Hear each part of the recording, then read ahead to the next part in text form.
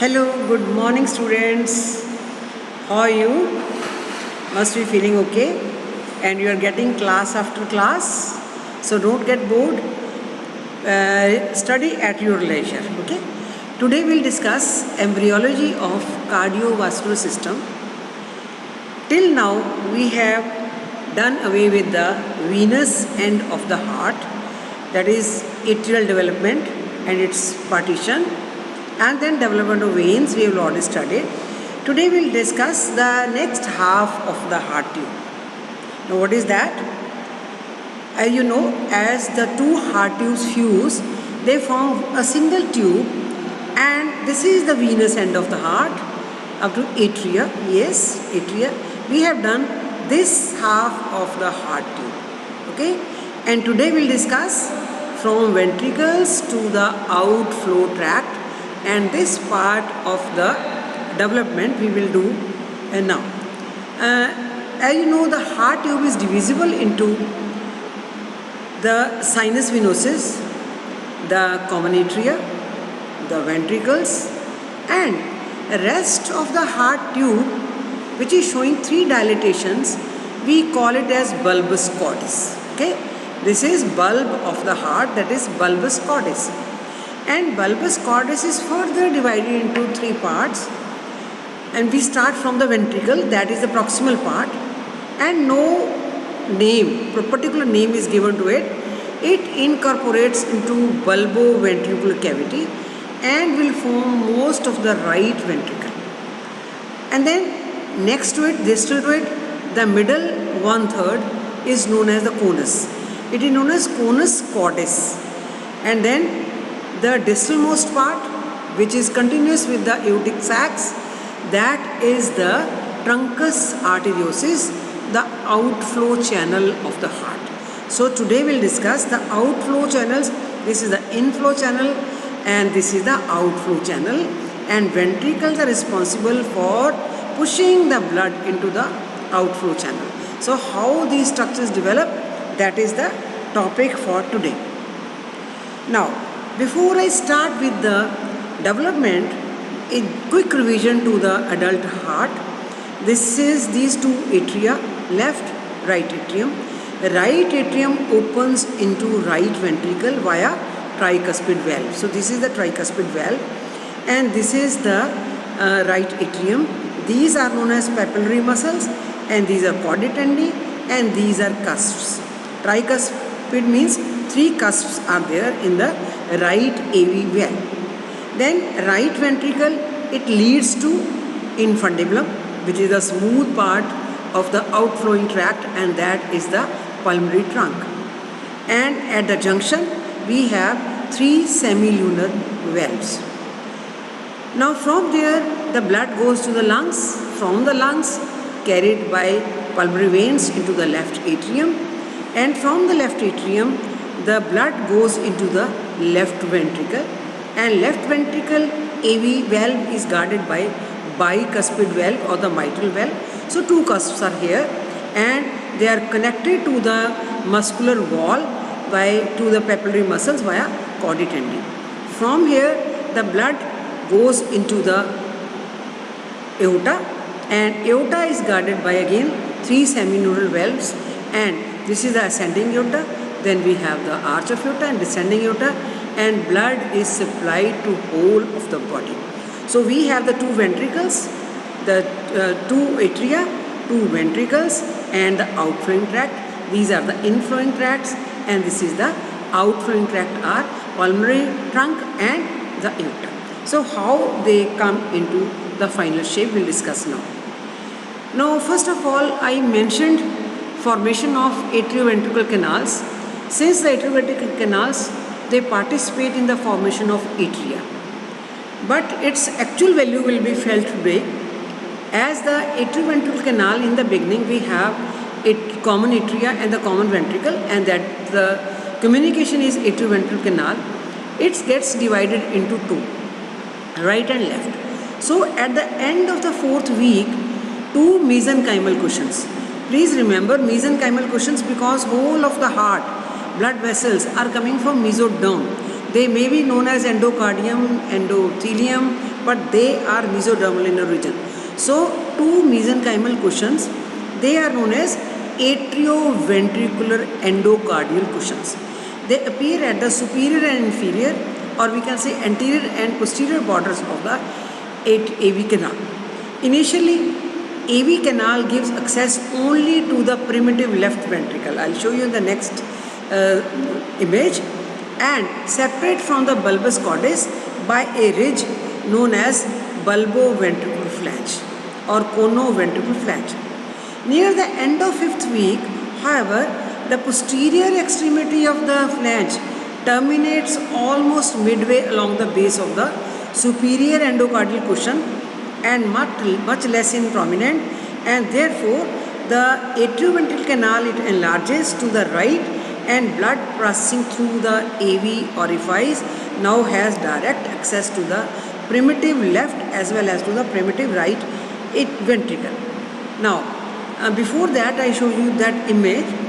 We have the rotation of the heart like this, that is formation of the cardiac loop. First, bulboventricular groove appears here, and there is bend in the bulboventricular, that is union. So then what happens? The bulboventricular part, the bulbar cordis, it moves anteriorly and to the left. So this is the in the beginning, and then anteriorly and to the left it almost comes in the midline, and two atria they project on either side of the outflow tract. So bulbus cordis is the narrow except its proximal part. This is its proximal part, and this cavity will be known as bulboventricular cavity. Okay, and this is the conus cordis, and this is the truncus arteriosus. This is the distal part of the bulbus cordis. Now, if in a cut section, so we see different parts of the heart, and this is the bulboventricular groove. Okay, this is the bulboventricular groove, and now we can say this is the bulboventricular cavity, right? This is coming from the bulb, the inferiormost part or the proximal part, and this is the bulboventricular cavity, and these are the atria. So we see a common canal between the atria and the ventricle. Which is this ventricle? This is left ventricle, and this is the future right ventricle. So in the beginning, the atria have access only to the left ventricle, and from the left ventricle it is going to the right ventricle and then to the outflow tract like this. So endocardial cushions, they are going to appear here, and they will divide the AV canal into right and left, and with the movement of this part bulbus cordis anteriorly, the AV canals now have access to both the ventricles independently. So the primitive ventricle is the left ventricle, and the trabeculated proximal third of the bulbus cordis is known as the primitive right ventricle. Now this is how the conotruncal portion of the heart tube, initially on the right side of the pericardial cavity, shift gradually to the more medial position. So this is the bulboventricular groove. It is on the right side and now it is shifting anteriorly. This is in nutshell, this is an overview of change in the position of the heart by two transverse dilatation of the atria bulging on each side of the bulbus cordis. Now, partitioning of AV canal. So this is the common atria, AV canal, and this is the left ventricle. This is the bulbus cordis, the proximal part which will form the right ventricle. Then what happens? The cushions appear. We can call them as anterior and posterior, ventral and dorsal endocardial cushions, and they join in the center. They protrude and approach each other, and they join in the center, and therefore dividing this cavity into two canals, dividing the single AV canal into two canals. And from the right atrium, which is the main inflow channel, the right atrium has got the access on both sides and to the both ventricles. So right ventricle, left ventricle. Now the AV canal is facing both the ventricles. It is blood is reaching from the atria to the left as well as to the right ventricle. In the beginning it was only into the left ventricle. Now this is the septum formation and this is the common AV canal. Cushions appear here. It is not only that the cushions appear anterior-posteriorly. When the orientation changes, the posterior is known as superior endocardial cushion and anterior is known as inferior endocardial cushion. And we have the lateral cushions also. Lateral cushions also. These cushions will ultimately form the cusps of the heart. So we have the two cushions, two endocardial cushions approaching each other, and when they fuse in the center, the one canal is divided into right and left AV canals, right? So partitioning is very, very important. Now here this is the common canal, and its access is only to the left ventricle. So ventricles are undivided and we have a common AV canal here. Now this is known as bulboventricular flange. The projection inside, this is the groove, and inside projection into the cavity, we call it as bulboventricular flange.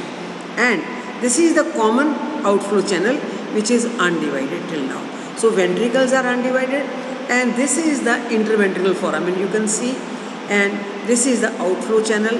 This is the proximal part of the bulbous cordis which will give rise to the trabeculated part of the right ventricle, and the primitive left ventricle becomes the trabeculated part of the left ventricle. Now, when the anterior and posterior cushions, we can call them as inferior or superior cushions, they approach each other, and this flange, it recedes, it decreases in size. So the AV canal is pushed towards right, and the right AV canal opens into the right ventricle and the left AV canal opens into the left ventricle. So this is the left ventricle, trabeculated part of the left ventricle, and the proximal part of the bulbous cordis, which is not given any name, it is the primitive right atrium. And AV canal, division of the AV canal, the right AV canal opens into right ventricle and left AV canal opens into left ventricle, and this circle, it shows the interventricular foramen, and the division of outflow tract has already begun here. Now this is a model from our museum. These are the two cushions which are fusing and opposing each other and fusing in the center. This is left AV canal and this is the right AV canal, and this is the left ventricle and this is the right ventricle, and this is the outflow channel. So in the beginning, the right ventricle has got access to the outflow channel. How it gets divided, we will learn later on. So sometimes AV canal, it persists, that partitioning does not take place. Why? Failure of AV endocardial cushions to fuse. If they do not fuse and we have a common AV canal, it may be associated with a common chamber, common defective interatrial septum is there, and defective interventricular septum is there. It is mostly common in Down syndrome. So many chromosomal problems are associated with defective formation of the heart. Now, once the AV canals have been formed, right and left, formation of the atrioventricular valves. Right AV valve is the tricuspid valve and left AV valve is the bicuspid or the mitral valve. How the cusps are formed? Now, mesenchymal tissue, these are the edges, these are cushions, endocardial cushions. In the center there is a fused cushion, and on either side we have lateral and medial cushions. It is said that after the atrioventricular endocardial cushions fuse, each atrioventricular orifice is surrounded by local proliferation of the mesenchymal tissue. So this is the local proliferation of the mesenchymal tissue. Now what happens when the blood stream hollows out and thins the tissue on the ventricular surface of these proliferations? Valves form. and remain attached to the ventricular wall by muscular cords. Finally, muscular tissue in the cord degenerates and is replaced by the dense connective tissue. Now we see in the diagram. So this is the orifice, and this is the mesenchymal condensation here, proliferation here. Now hollowing, the cavitation appears in the ventricular wall, and this structure is separated from the wall of the ventricle. What is this structure? What is going to develop here? The part which remains in contact with the wall, that is muscular in nature, that we call as papillary muscle. And rest of the tissue, it changes into connective tissue.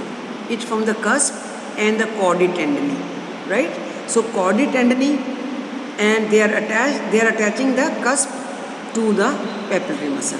So, and they are towards the, their falling is toward the, their slope is towards the ventricular cavity.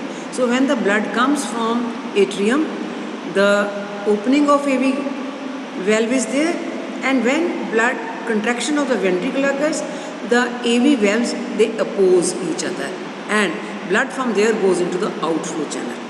So this is again, these are the dense mesenchymal tissue, and hollowing of cavitation occurs in the wall, and but this cavitation, as a result of cavitation, these are the cusps and these are the chordae tendineae, they are the fibrous tissue. The muscle tissue disappears, replaced by the fibrous tissue, forms the cusp or the valve and chordae tendineae, but they remain attached to the ventricular wall via papillary muscle. So this is the formation of atrioventricular valves. So we have now, this is the right AV canal, this is the left AV canal, and this is the position where we have the formation of the valves, and these are the valves, formation of valves. These are the cusps coming here, right? This is the septal cusp of the tricuspid valve, and these are the cusps, and this is the hollowing or cavitation is there, and finally we have the papillary muscle, the chordae tendineae, and the cusp. We have the tricuspid valve on the right side and bicuspid valve on the left side. So what can be the anomalies of the valves? If it fails to form, that is known as atresia, and if the narrowing of the valve is there, that is known as stenosis. So disruption of AV cushion or ventricular myocardium leads to valvular anomalies. There can be mitral stenosis, that is, mitral valve does not form properly and is stenotic, means partially or fully occluded. So this is the mitral stenosis. What will be the result of mitral stenosis? This is the mitral stenosis, it means left wall is not properly formed. So this is the mitral stenosis, and as a result of that, it will be hypoplastic left ventricle. As blood is not coming into the left ventricle properly, it is not pushing the blood properly, and there will be coarctation of it. So many other anomalies are also associated with it. So blood is going via a narrow, it is coming by a narrow valve, and less blood is received in the left ventricle, which will undergo hypoplastism, and then we have the outflow channel will also be small, right? But in this case, persistent patent ductus arteriosus is there. So failure of AV valve, bicuspid valve to form, left ventricle aorta, they become hypoplastic because of the reduced load, as blood is not coming here properly. It is alright in embryo since oxygenated blood is coming from the inferior vena cava and can be distributed systematically via ductus arteriosus, but this arrangement doesn't work in adult heart because oxygenation occurs in the lungs, and the pure blood, the oxygen blood, has to enter the mitral, this atrium, left atrium, and it has to go to the left ventricle. So if the stenosis is there, non-formation of valve or poor formation of valve is there, there will be hypoplastic left ventricle as well as aorta. So that is the result of mitral stenosis if something happens somewhere in formation of the left AV well. So on the other hand, if tricuspid atresia is there, that is on the right side we have a narrow valve formation or non-formation of the valve is there. So non-formation is the atresia and stenosis is poorly formed valve. So this is the normal heart, and in tricuspid atresia what is there? There will be a small right ventricle.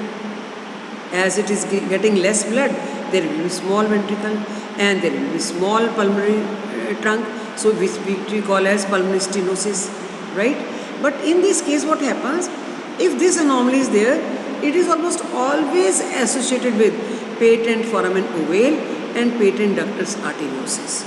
So there can be mitral atresia, mitral stenosis, or tricuspid atresia, tricuspid stenosis. So if there is tricuspid atresia, as I told you, it's always associated with patency of the oval foramina and ventricular septal defect, underdevelopment of the right ventricle and hypertrophy of the left ventricle. Now, after the AV valve formation, partitioning of the outflow tract. It is very interesting if you follow it carefully. Now, in the partitioning of outflow means conus and the truncus arteriosus. Here, in the partitioning of outflow tract, neural crest cells, especially from the 4th and 6th branchial arch, they are very important since they influence the formation of division of truncus arteriosus.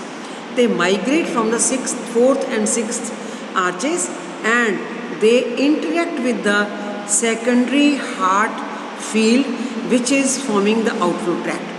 So conus cordis, which is the conical shaped outflow portion of the primitive right ventricle, and it transforms into mesenchymal tissue that proliferates to form the truncoconal or truncobulbar cushions or ridges.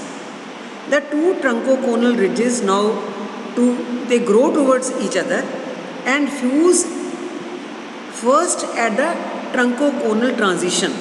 So first fusion is where? It is at the truncoconal transition, and then they zip distally towards the outflow tract and proximally towards the ventricles. And this septum is spiral. And how the spiral? It is a right-handed twist. So it is a right-handed twist. A spiral septum is formed such that pulmonary trunk ends up anterior to the aorta. We will learn in the next images how the spiral septum is formed. So the outflow tract is partitioned into outflow portion of the ventricles, that is aortic sac and the infundibulum of the right ventricle, and the pulmonary trunk and the aorta. So we will learn how it happens. Now these are the outflow tract. This is the outflow tract, truncus arteriosus and bulbus cordis or conus cordis, and there is interaction between these are neural crest cells. So neural crest cells are coming and they are interacting with the secondary heart field, and they are responsible for lengthening of the outflow tract and also the partition of the outflow tract. Now, outflow tract partitioning. Neural crest derived endocardial cushions form in truncus arteriosus and conus or bulbus cordis region. So there are actually 4 endocardial cushions. One is right and superior, other is left and inferior, and in the bulbus of the conal part, right and left are there. Okay, so we have the right superior and the left inferior. Okay, that is in the truncus arteriosus. Then what happens? Right superior goes distally and to the left, and left inferior goes distally and to the right. Okay, so we have, and they join, of course, they fuse in between and they are twisted spirally. You will learn in next image. That is, this is the right conotruncal ridge and this is the left. Okay, so left is going down and to the right, and right is going down and to the left. They are crossing, twisting here in the center. Okay, so how are they twisting? They are twisting in the center. The left one is going to the right and right one is going to the left here, and they are almost united here, and this is the spiral, and outflow channel is divided into pulmonary and the aorta, pulmonary trunk and the aorta. The pulmonary channel continues with the right ventricle and aorta is continuous with the left ventricle. We are watching, we are seeing it on the right side. Okay, this is the left AV canal, this is the right AV canal, and these are endocardial cushions. Okay, these are endocardial cushions, and this is the right and left bulbar ridges, and these are the truncal swellings, right? Truncal swellings. Now, this is the AV canal, left AV canal, right AV canal, and fusion is there. This is the interventricular foramen, and this is the partitioning of the outflow tract. The right ventricle is continuous with the pulmonary trunk, and the left ventricle continues with the aorta. Now this is the spiral septum. This is the spiral septum. The right is continuous here, and the left ventricle with the aorta, and right ventricle with the pulmonary trunk. More clear in the coming. Now it is from the museum model. It is a spiral septum. This is from the right and it is going towards the left, and left is going towards the right, and spirality is there. Now please remember the anterior part. Here the pulmonary trunk is present, and in the posterior part the red margin shows the aorta. So in the beginning the pulmonary trunk is in front and aorta is behind, and almost in the middle the aorta is on the right and pulmonary trunk is on the left, and ultimately aorta is in front and pulmonary trunk is behind. So this is what the spiral septum does, that is, it divides the outflow channel into a pulmonary trunk and aorta, and they change their position because of this spirality of the septum. Now what is the ultimate position? This is the pulmonary trunk and it is in front of aorta. This is aorta, this is pulmonary trunk. First, at the beginning, the pulmonary trunk is in front and aorta is behind. Then aorta is on the right side, pulmonary trunk on the left side. Then aorta comes in front and pulmonary trunk is behind. So this is what the spiral septum is. And by this outflow tract formation, the aorta has got access to the left ventricle, and pulmonary trunk has the access to the right ventricle, and left AV canal goes into the left ventricle and right AV canal goes into the right ventricle. So outflow defects are very common defects. I will just name but explain it later on after finishing the development of our this interventricular septum. So outflow tract defects typically due to failure of the neural crest cells derived conotruncal cushions, and they are associated with other disorders affecting neural crest. They are the DiGeorge syndrome, fetal alcohol syndrome, and 22 chromosome number mutations are there.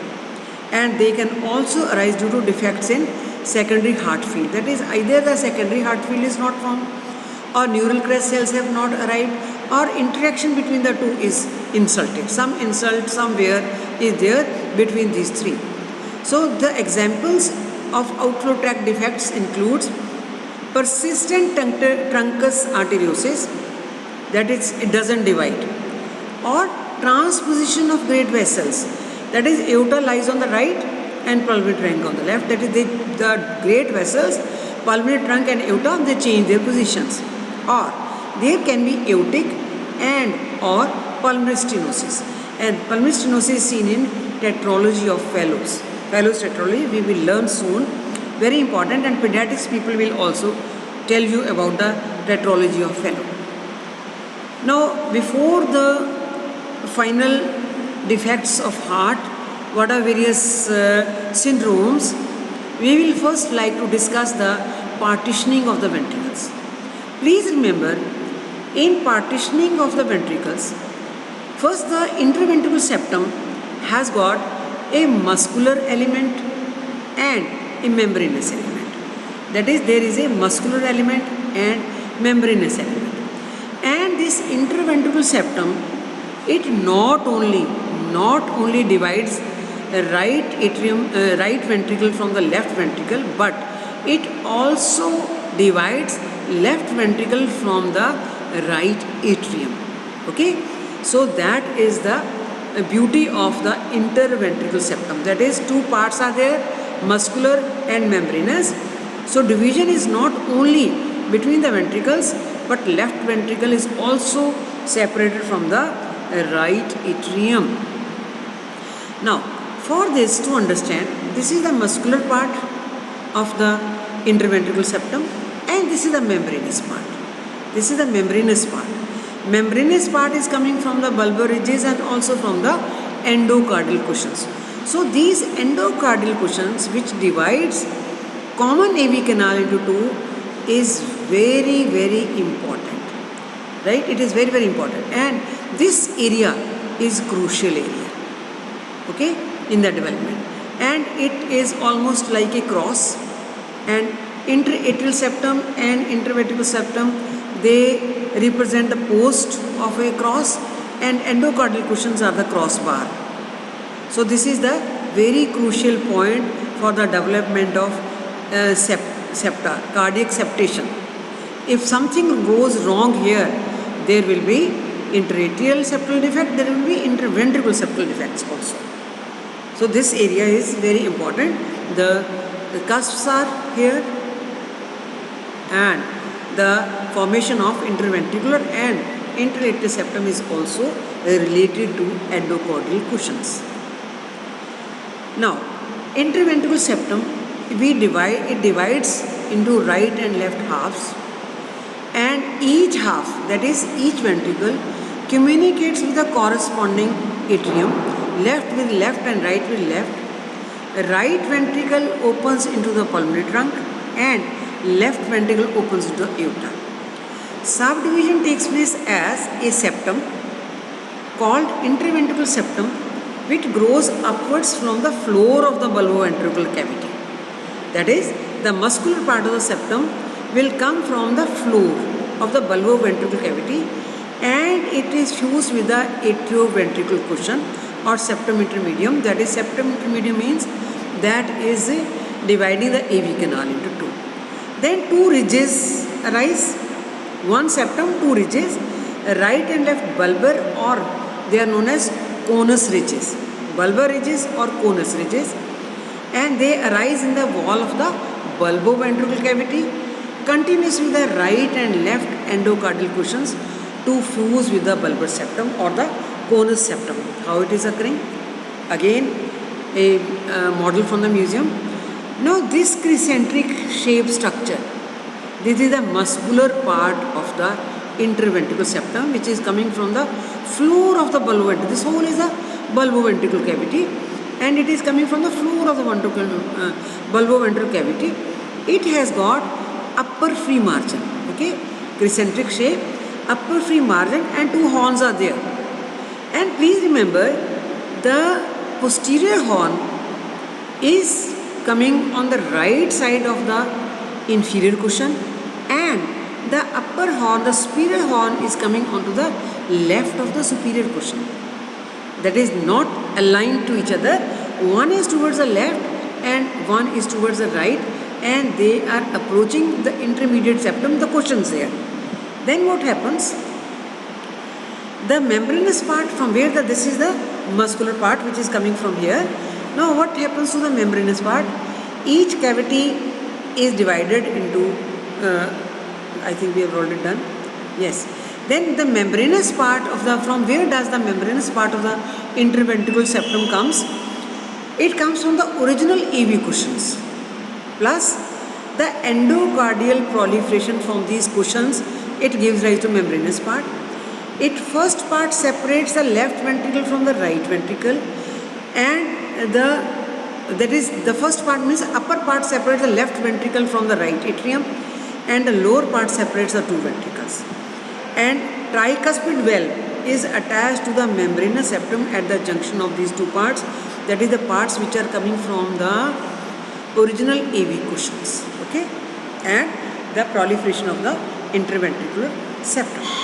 Now, to complete the interventricular septum, we will have to concentrate on these coming images. This is the muscular part, okay, this is the muscular part of the septum, and it is approaching the endocardial cushions. The bulbar ridges are coming from above, okay, this is the right side of the cavity, and this is the left side of the cavity. This is the interventricular foramen. This is the left AV, which is AV canal, which is going to the left ventricle. Right AV canal in the right atrium, and intermediate septum. It is the muscular septum is approaching the intermediate septum here. Okay, it is approaching the intermediate septum here. Then what happens? Now, this is the muscular part. This is the muscular part. Okay, and this blue part shown is the part grown from the endocardial cushions. This is intermediate septum, endocardial cushions or intermediate septum, and this part has come from the bulbar ridges. Bulbar ridges, right and left bulbar ridges, which are continuous distally with the spiral septum there. So this whole is the interventricular septum. So interventricular septum is coming from the muscular part, which is coming from the floor. Membranous part is coming from the endocardial cushions, and the upper part is coming from the bulbar ridges. So now you can see in detail. Now this is the muscular part of the interventricular septum, and it has reached the endocardial cushion here. And this is the right bulbar ridge, this is the left bulbar ridge, right, in the bulbar portion. Right and left bulbar ridge, or we can say the conus ridges. Left conus ridge, the right conus ridge, and this is the endocardial part, which is coming from the endocardial cushions from the septum intermedium, and this is the muscular part of the septum. Then what happens? The bulbar ridges, they approach each other, but they do not come to the muscular septum here. A part is left here, which will be filled by the endocardial cushions. So this is whole of it is the interventricular septum. This is the muscular part, and this is the membranous part, and it is coming from the endocardial cushion, from the bulbar ridges, and this is the muscular part. Okay, so this is the muscular part, and this part is the bulbar ridges, endocardial cushions, right and left bulbar ridges are there, and this is the endocardial cushion or the septum intermedium. So interventricular foramen above the muscle portion of the interventricular septum shrinks on completion of the conus septum. So this is the conus septum which is formed, this is the muscular part, and ultimately the endocardial cushions, they fill the gap. Okay, so this is the membranous part of the interventricular septum. Now, development of the ventricles, I think. So, interventricular septum, muscular and membranous part. Muscular part coming from floor, and endocardial cushions fill the gap between the bulbar ridges. So, right and left bulbar ridge, the endocardial cushion, and the muscular part. Now, development of the ventricles. You already know now. Primitive ventricular chamber, which gives rise to the trabeculated part of the left ventricle, proximal part of the bulbus cordis, trabeculated part of the right ventricle, and the infundibulum of the right and aortic vestibule of the left ventricle, they come from the conus part, right? Conus part.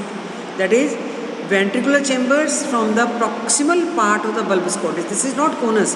Proximal part of the bulbus cordis, and these two structures, they come from the conus. So ventricles, primitive left ventricle gives rise to trabeculated part of the left ventricle, and right ventricle is coming from the proximal most part of the bulbous cortex, which is unnamed. Then conus part of the bulbous cortex, it gives rise to smooth portion of both the ventricles, that is infundibulum of the right ventricle and aortic vestibule of the left ventricle. And then aortic and pulmonary valves are formed at the junction of conus and truncus arteriosus. Mitral and tricuspid valves formed by proliferation of the connective tissue of the AV canal, which we have discussed already. Now, formation of semilunar valves. These are formed at the junction of truncus and conus. Endocardial cushions, it is again endocardial cushions. They approach each other and then they divide into two. Right? Two. And these two are for each aorta and total partitioning. It leads to two semilunar valves for the pulmonary trunk and two semilunar valves for the aorta. And the third one appears at the anterior end from a separate cushion and from the posterior end. So three semilunar valves are there for the aorta and three semilunar valves are there for the pulmonary artery. And this is how they are formed. Tubercles appear here, then hollowing, cavitation occurs here. So we have the tubercles here and then deepening of the tubercles by hemodynamics, and ultimately we have the semilunar valves, and when the blood flow is from this to this side outflow, they open, they give way to the blood, and when in regurgitation blood cannot come back because they are full and they close the valve here. Now, there are so many congenital anomalies associated with the heart. Atresia or stenosis in the it is a valve, semilunar valves. It can be valvular, it can be supravalvular, it can be infravalvular. Then defects of the spiral septum. When septum doesn't form at all, there will be patent ductus arteriosus. So congenital anomalies, we will discuss now the congenital anomalies associated with outflow tract. These are the persistent truncus arteriosus, failure of the aorta and pulmonary trunk to fully divide. Then second type, transposition of the great vessels, that pulmonary trunk arises from the left ventricle and aorta arises from the right ventricle. There can be aortic stenosis, there can be pulmonary stenosis, and pulmonary stenosis is usually accompanied by set of findings that is known as tetralogy of Fallot's tetralogy, which is constituted by pulmonary stenosis, membranous interventricular septal defect, aorta is shifted to the right, also known as overriding of aorta. The interventricular septal defect, of course, is there. Right ventricular hypertrophy and patent ductus arteriosus is also associated. So it is rather pentology, not tetralogy. Now, persistent truncus arteriosus. This is the persistent ductus truncus arteriosus. The vessels do not divide. All of the blood is going to a common trunk from both the ventricles, and there is septum defect, of course, is there, and we have both the vessels, or the common vessel has the access outlet through the heart. Then this is the transposition of vessels.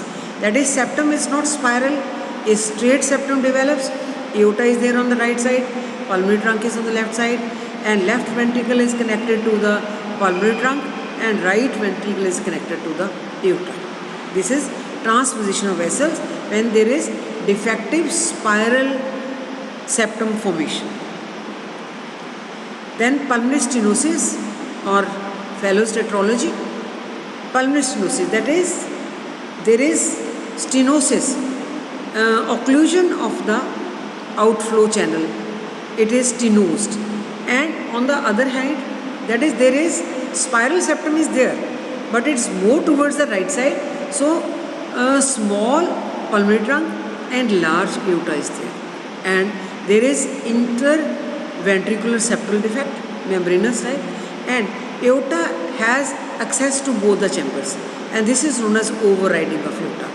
So pulmonary stenosis is there, overriding of aorta, that is it has access to both the ventricles, and there is interventricular septal defect that is there, and because of the stenosis the right ventricle has to work hard, so there is hypertrophy of the right ventricle, and it is associated with patent ductus arteriosus.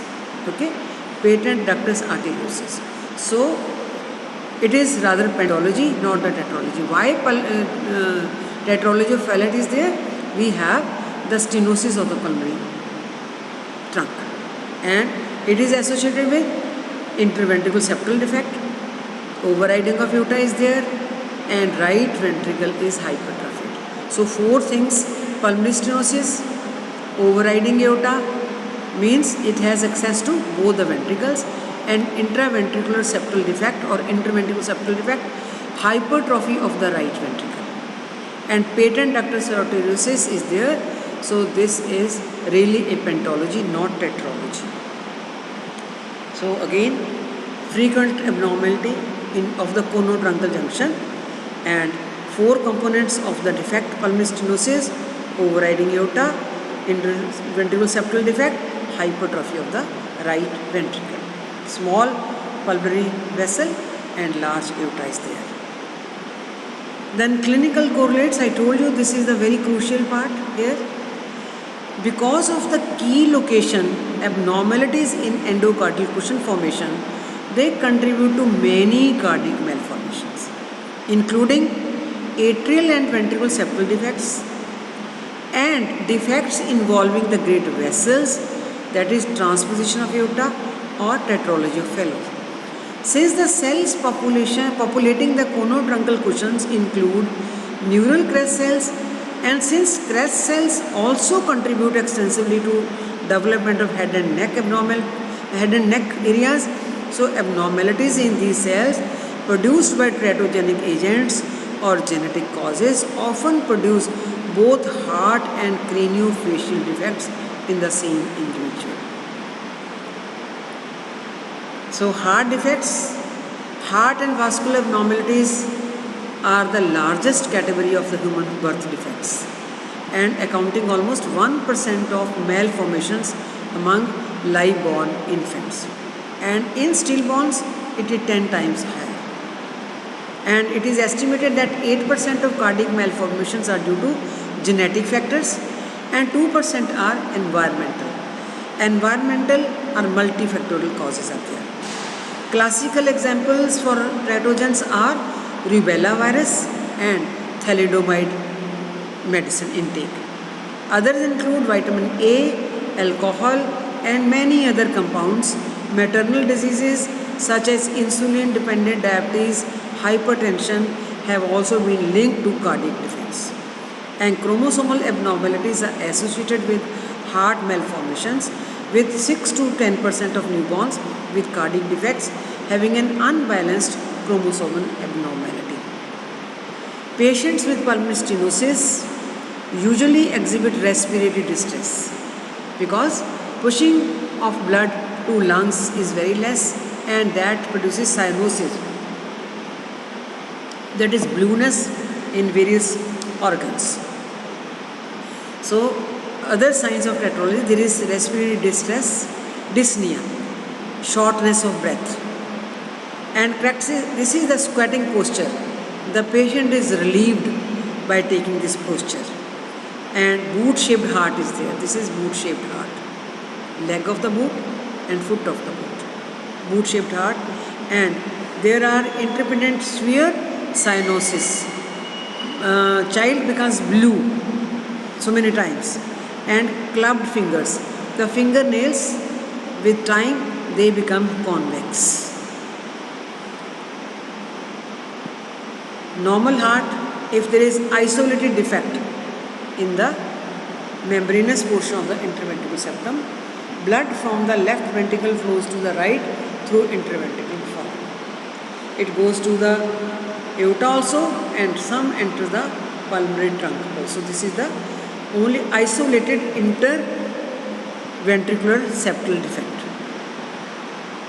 So this is the persistent AV canal, and partitioning of the cusps will not be there, and common cusps are there. This is the septum primum. This is the patent septum primum.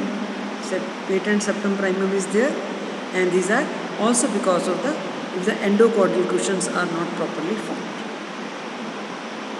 Transposition of great vessels we have already discussed.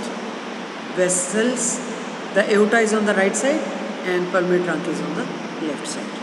And pulmonary valvular atresia with normal aortic root. It is only pulmonary valvular atresia. There is no septal defect. Blood is going to the aorta, no overriding of aorta only. But what happens? The right ventricle is small. Hypoplasia of the right ventricle will be there.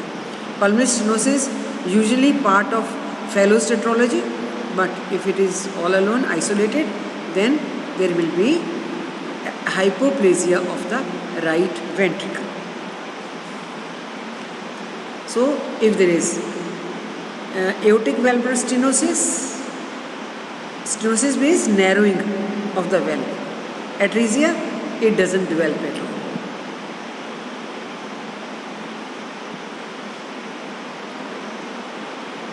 Pulmonary artery coming from the common trunk, and persistent truncus arteriosus is always accompanied by interventricular septal defect. This is non-formation, this is non-development of the spiral septum. It is patent truncus arteriosus. Now, conducting system of the heart, it is a modified myocardium, and when there are two heart tubes, pacemaker lies in the caudal part of the left tube. After fusion, it lies in the sinus venosus. When the sinus venosus is incorporated into the right ventricle, it lies near the opening of the superior vena cava. The AV node and the AV bundle form in the left wall of the sinus venosus and in the AV canal. After the sinus venosus is absorbed, AV node lies near the interatrial septum. Now, this is the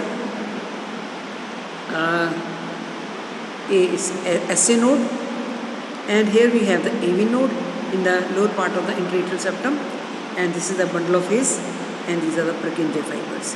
This is the formation of, it is a modified myocardium. These are not nerves generated, these are modified, autonomous generation is there of the cardiac rhythm.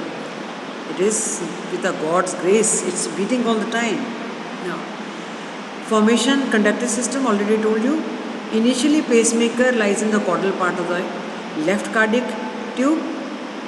Later, the sinus venosus assumes the function and it is incorporated into right atrium. So, sinoatrial node is formed near the opening of the superior vena cava. AV node and bundle of his are derived from two sources, cells in the left wall of the sinus venosus and cells from the AV canal. When the sinus venosus is incorporated into the right atrium, these cells lie in their final position at the base of the interatrial septum. Other congenital anomalies, pericardium may be partially or completely absent. Congenital defects may be in the conductive system. This we have already done.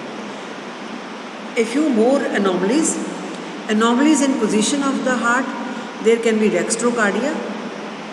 And ectopia cordis is not the anomaly of the heart, but there is anomaly of formation of the abdominal or thoracic wall.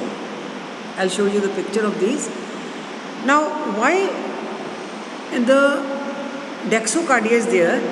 It is because of the abnormality of cardiac looping. Cardiac looping, dextrocardia, in which the heart lies on the right side. Usually what happens in looping, there is left loop. This is the left loop. Suppose the right loop is formed. Then there will be dextrocardia. That heart, instead of on the left side, will be on the right side. Everything will be reversed here. So, this is just the explanation of that. how it happens, but it is the defect in looping of the heart. Usually normally this is the left side looping. If the right looping occurs, heart will come on the right side. So this is dextrocardia. This is the normal looping, normal heart, and this is the dextrocardia. This is the normal heart, dextrocardia. It lies on the right side. The heart lies on the right side. It may lie alone on the right side. That is known as dextrocardia of embryonic arrest, and it is associated with severe defects of the heart and related abnormalities. Second kind is the dextrocardia situs inversus. That is, other organs are also reversed.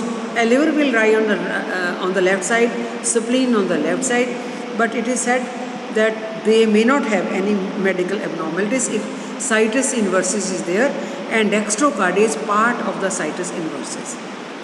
So this is a normal chest appearance, and this is the dextrocardia. The heart is lying on the right side, and because of the cardiac loop anomalies.